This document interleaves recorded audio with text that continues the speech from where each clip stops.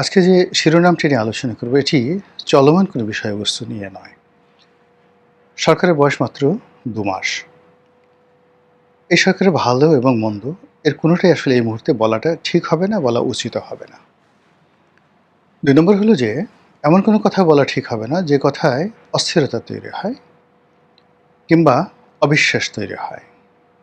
আমরা চাইব যে সুদীর্ঘ একটি গণতান্ত্রিক লড়াই এবং সংগ্রাম আমরা যে করেছি গত ১৭-১৮ বছর ধরে, তারপর যখন ডক্টর মোহাম্মদ ইউনূস এলো, সেখানেও ১৭-১৮ মাস ধরে যে বীভৎস একটা স্মৃতি এবং ওই সময়টিতে দেশ যেভাবে পেছনে সারিতে পড়ে গিয়েছিল, আমরা প্রায় সবাই হাহাকার করছিলাম।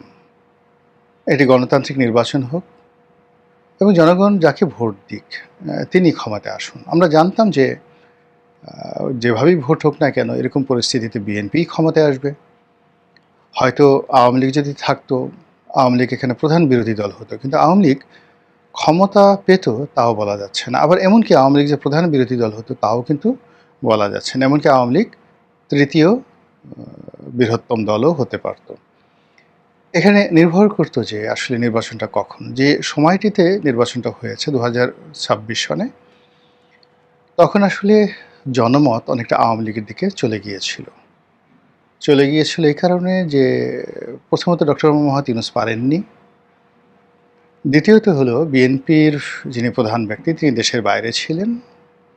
আর তার অবর্তমানে সারা বাংলাদেশের বিএনপি নেতাকর্মীরা যে লুটপাট চালাচ্ছিল, যে চাঁদাবাজি করছিল এবং সারা বাংলাদেশে যে একটা অরাজক পরিস্থিতি তৈরি করে ফেলেছিল, সবাই বলার চেষ্টা করেছিল যে এর চাইতে আগের জমানাটাই ভালো ছিল এবং বিএনপি ক্ষমতায় না এসেই যদি এতটা দুর্নীতি করতে পারে, এতটা চাঁদাবাজি করতে পারে, তাহলে ক্ষমতায় গেলে তারা কত না জানি মন্দ কাজ করবে।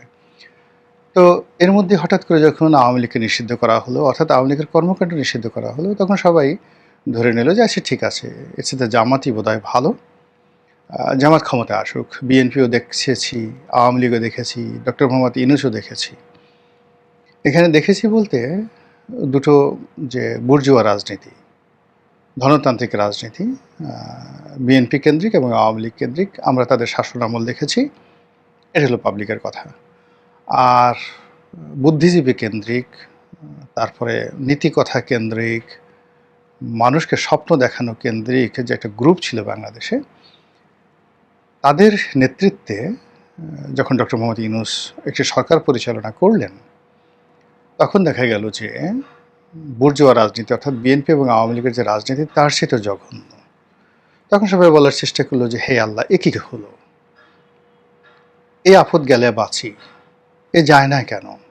এবং তাকে বিদায়ের জন্য আমরা রীতিমতো যাকে বলে হাঁপিতে শুরু করলাম। কিন্তু ওরকম কোনো আন্দোলন করিনি, বিএনপি কোনো আন্দোলন করেনি বা অন্য কোনো রাজনৈতিক দল আন্দোলন করেনি। এই কারণ হলো জামাত আসলে পিছন থেকে এই ডক্টর মোহাম্মদ ইউনূসের দলটিকে নানাভাবে প্রমোট করছিল। কিন্তু তারপরেও জামাত নিয়ে একটা ভাইব তৈরি হয়েছিল, একটা হাইপ তৈরি হয়ে গেছিল। ১ নম্বর কারণ, আমেরিকা জামাতকে সমর্থন করছিল, চীন জামাতকে সমর্থন করছিল, এমনকি ভারত কিছুটা হলেও নমনীয় হয়ে পড়েছিল। অন্যদিকে দেশের যে সাধারণ ইসলামী যে দলগুলো রয়েছে তারাও জামাতের সঙ্গে ঐক্যবদ্ধ হয়ে যে রাজনীতির একটা প্ল্যাটফর্ম তৈরি করে ফেলেছিল। তাতে করে আমরা ধরে নিয়েছিলাম যে জামাত হয়তো ক্ষমতায় আসবে এবং বিএনপির মধ্যে কিন্তু একটা ভীতিকর অবস্থা তৈরি হয়ে গিয়েছিল। এরপর আসলে কোত্থেকে কী হলো, কারা করলো, কেন করলো আমরা বুঝতে পারলাম না। আমরা দেখলাম ওসমান হাদি নামক একজন রাজপথের যে লড়াকু সৈনিক, বিভিন্ন কারণে তিনি আলোচিত ছিলেন, বিতর্কিত ছিলেন, তিনি নির্মমভাবে খুন হলেন এবং তার সেই খুনকে ক্যাপিটালাইজ করার জন্য কতিপয় গোষ্ঠী, ব্যক্তি, প্রতিষ্ঠান এমনভাবে রাজনীতিকে অস্থির করে তুলল, অবস্থার দৃষ্টি মনে হলো যে বাংলাদেশ আরেকটি বিপ্লব হয়ে যাচ্ছে। ডক্টর মোহাম্মদ ইউনূসের নেতৃত্বে অথবা মানে প্যারালাল আর একটা সরকার খুব দ্রুত ক্ষমতায় আসবে এবং সেক্ষেত্রে যেটিকে তালিবানি শাসন বলা হয়, উগ্রবাদী শাসন বলা হয়, যেটিকে আইএসের আবু বকর বাগদাদি টাইপের শাসন বলা হয়, মোল্লা ওমরের শাসন বলা হয়, ঠিক এইরকম একটা দিকে বাংলাদেশ ধাবিত হচ্ছিল বলে ভারত এবং আমেরিকা রীতিমতো আতঙ্কিত হয়ে ওঠে। যতটুকু আন্দাজ করি যে ওই সময়টিতে লন্ডনে একটা যাকে বলা হয় গোপন সমঝোতা হয়। এখানে লন্ডনে দুটো সমঝোতা। ১ নম্বর সমঝোতা হলো ডক্টর মোহাম্মদ ইউনূস জনাব তারেক রহমান সাহেবের সঙ্গে একটা সমঝোতা করেছেন, যেটা আমরা প্রকাশ্যে দেখেছি। কিন্তু সেই সমঝোতার প্রেক্ষিতেও কিন্তু তারেক রহমান সাহেব বাংলাদেশে আসতে সাহস পাচ্ছিলেন না বা তাকে আসতে দেওয়া হচ্ছিল না। তার মা হাসপাতালে প্রচণ্ডভাবে অসুস্থ ছিলেন। সবাই বলাবলি করছিলেন যে তিনি আসলে আইসিইউতে আছেন কিন্তু জীবিত নেই। কিন্তু তারপরে লোকজন তাকে বাঁচিয়ে রেখেছে বা তাকে ভেন্টিলেটর দিয়ে রাখা হয়েছে ইত্যাদি, ইত্যাদি নানা রকম কথাবার্তা হচ্ছিল এবং বিএনপি লোকদের মধ্যে জোর দাবি উঠছিল তারেক রহমান সাহেব কেন বাংলাদেশে আসছেন না। তখন তিনি বলেছিলেন যে তার আসার যে সিদ্ধান্ত তার একার উপর নির্ভর করে না। এরপরে অনেকগুলো ঘটনা এত দ্রুত অর্থাৎ হাদির মৃত্যু, তারপরে প্রথম আলো ডেইলি স্টারে আগুন দেওয়া, সব মিলিয়ে একটার পর একটা ঘটনা এমনভাবে ঘটতে থাকে এবং সেই ঘটনার মধ্যে তারেক রহমান সাহেব ঘোষণা দিয়ে বসেন ডিসেম্বর মাসের ২৫ তারিখে তিনি বাংলাদেশে আসবেন। তো আসার পরে যেভাবে তার মায়ের দাফন কাফন হলো, যেভাবে তিনি রাষ্ট্রীয় প্রোটোকল পেলেন, যেভাবে ইলেকশন হলো, ইলেকশনের পরে তিনি যেভাবে সরকার গঠন করলেন, এটা পুরোটা আর কি সিনেমাটিক। সিনেমাতে যেমন একটার পর একটা ঘটনা ঘটতে থাকে আর সেই সকল ঘটনার জন্য ডিরেক্টর থাকে, ক্যামেরাম্যান থাকে, লাইট থাকে, সাউন্ড থাকে, সংলাপ থাকে, ডায়ালগ থাকে ইত্যাদি নানা বিষয় থাকে। ঠিক ওইরূপভাবে একেবারে তারেক রহমান সাহেবের প্রধানমন্ত্রী হিসাবে শপথ গ্রহণ করা পর্যন্ত, পার্লামেন্ট চালু হওয়া পর্যন্ত, স্পিকার নির্বাচিত পার্লামেন্ট যখন চালু হলো, পুরো জিনিসটা এত দ্রুত যেভাবে ঘটলো এটা আসলে সিনেমাতেই সম্ভব। কোনো রাজনীতির ছাত্র হিসেবে 18 কোটি মানুষের দেশে এভাবে এত দ্রুত একটি জটিল রাজনৈতিক সমীকরণ মুহূর্তের মধ্যে সহজ সরল সমীকরণে পরিণত হয়েছে আমি বলতে পারবো না। তো যখন এরকম কোনো ঘটনা ঘটছে সঙ্গে সঙ্গে ধরে নেওয়া হয় বা মানুষ মনে করে এটার সঙ্গে একটা সমঝোতা আছে, এটির সঙ্গে একটি তলে তলে নেগোসিয়েশন আছে, এটির সঙ্গে আরও অনেক কিছু, এটাকে আপনি কনস্পিরেসি বলেন, তারপরে ভাগাভাগি বলেন, এরপরে আমি ডামি বলেন, এরপরে আরও অনেক কিছু আপনি বলতে পারেন এবং সেই সকল কথা আপনি হেসে উড়িয়েও দিতে পারবেন না, আবার রাগও হতে পারবেন না। তো সেই কারণে কি হলো যে মানুষের যে মোরাল সাপোর্ট সরকারের প্রতি এবং বিরোধী দলের প্রতি এই নির্বাচনের প্রতি আসলে ওইরকমভাবে স্ট্রংলি নেই। মানুষ সরকারকে সুযোগ দিতে চাচ্ছে। তারেক রহমান সাহেবের কর্মকাণ্ডে মানুষ অনেকে খুশি, অনেক আশ্চর্য, আবার অনেকে চেষ্টা করে তার কোনো ভুল ত্রুটি ধরতে পারছেন না।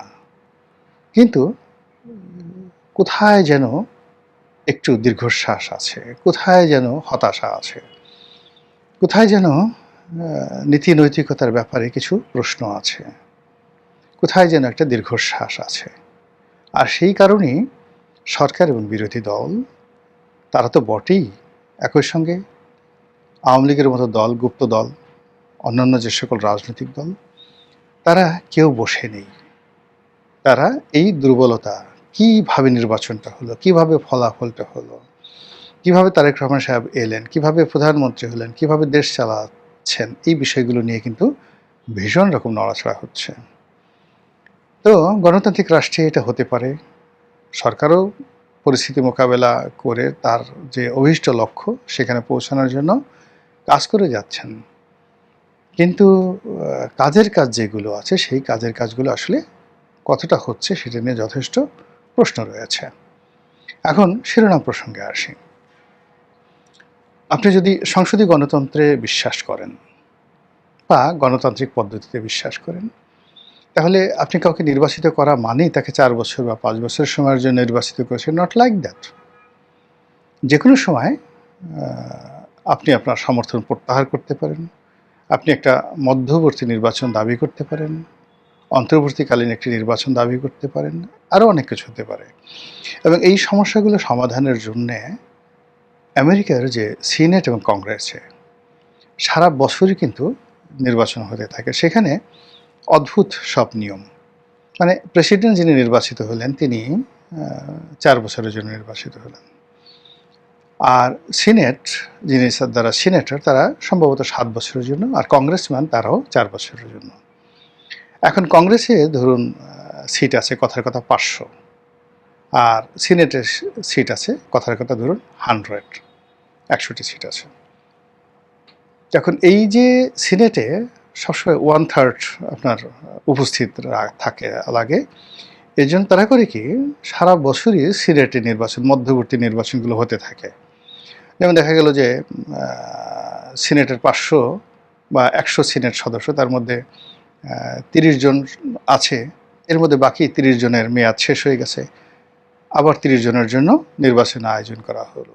কংগ্রেসেরও একই অবস্থা, অর্থাৎ সারাটা বছর ধরে ওই ৪ বছরের মধ্যে মধ্যে নির্বাচন হতে থাকে। অর্থাৎ সিনেটে বা কংগ্রেসে সবসময়ই তাদের পূর্ণ সংখ্যার লোকজন থাকে, আর এই লোকগুলো এসে পূর্ণ করে মধ্যবর্তী নির্বাচন। আমাদের দেশে যেমন একসাথে ৩০০ সংসদ সদস্য নির্বাচিত হয়, আমেরিকাতে ওই রকম না। আমেরিকাতে ভাগ ভাগ করে করে নির্বাচিত হয়। ফলে একটা প্রেসিডেন্ট যিনি নির্বাচিত হন তাকে এই কংগ্রেসে এবং সিনেটে এই মধ্যবর্তী যে নির্বাচনগুলো হয় সেই নির্বাচনে তার জনপ্রিয়তা কোন পর্যায়ে রয়েছে, তার সরকারের প্রতি মানুষের আস্থা কিভাবে আছে, ওটার উপর নির্ভর করে। যেমন ধরুন মধ্যবর্তী নির্বাচন হচ্ছে, সেখানে ৩০টি সেই সিনেট নির্বাচন হচ্ছে সিনেট পদে, আর ১০০টি কংগ্রেসম্যান পদে নির্বাচন হচ্ছে। তো সেখানে দেখা গেল যে ক্ষমতাসীন সরকারের যে দল তারা ফেল করলো, ইট মিনস সরকারের জনপ্রিয়তা কমে গেল। এতে যে প্রেসিডেন্টের ক্ষমতা চলে যাবে নট লাইক দ্যাট, কিন্তু তার ইমেজ, তার ক্ষমতা ক্ষুণ্ণ হয়ে যাবে। আবার তিনি যদি মধ্যবর্তী নির্বাচনগুলোতে বিজয়ী হন তাহলে লোকজন ধরে নেবে যে হি ইজ রাইট। কিন্তু আমাদের দেশে আসলে ওইরকম না। আমাদের দেশে আপনি নির্বাচিত হয়েছেন বা নির্বাচন হয়ে গেছে, আপনি চোখ বুজে ৫ বছর থাকতে চাইবেন। যত অন্যায় করেন, অপরাধ করেন, আপনাকে ৫ বছর মেয়াদ পূর্ণ করতে দিতে হবে। এটা যেন আপনার একটা অধিকার। তো এটা চলে আসছে, কিন্তু এটা তো আমাদের কোনো ভালো ফলাফল দেয়নি। ফলে আমাদের আসলে পশ্চিমা ধাঁচের মতো, এমনকি ভারতের মতো একটা ব্যবস্থায় যেতে হবে। সেখানে প্রাদেশিক সরকার হোক, কেন্দ্রীয় সরকার হোক, সেখানে লোকসভা হোক, বিধানসভা হোক, সেখানে রাজ্যসভা হোক। তো এই বিষয়গুলো নিয়ে আমরা আমাদের যে পার্লামেন্টের যে সুপ্রিমেসি, এটাকে যদি আমরা ভাগ করে দেই তাহলে ঘন ঘন দেখা গেল যে প্রতি ২ বছর পর পর আমাদের মধ্যবর্তী একটা নির্বাচন হলো। আর সেই নির্বাচন অনুষ্ঠানের জন্য আমরা একটা অন্তর্বর্তীকালীন সরকার বা একটা তত্ত্বাবধায়ক সরকারে যেতে পারি, এবং এতে করে আমাদের অনেক উপকার হবে। এই বিষয়গুলি আসলে আমি বলতে চাচ্ছি। কিন্তু আমাদের এখন যে সিস্টেম চলছে সেই সিস্টেমে আমরা কিন্তু সব কথা বলছি, কিন্তু যখনই কেউ মধ্যবর্তী নির্বাচনের কথা বলে তাকে মনে করা হয় গণশত্রু, অথচ এটা সারা দুনিয়াতে আছে। আর এই যে অন্তর্বর্তীকালীন সরকার বা তত্ত্বাবধায়ক সরকার, এটাকেও আমাদের একটা ফরমেশনে আনতে হবে। এর কারণ হলো আমাদের এই দেশ পৃথিবীর অন্য দেশের মতো না। আমাদের দেশের যে কৃষ্টি এবং কালচার, এখানে যে যায় লঙ্কায় সেই হয় রাবণ।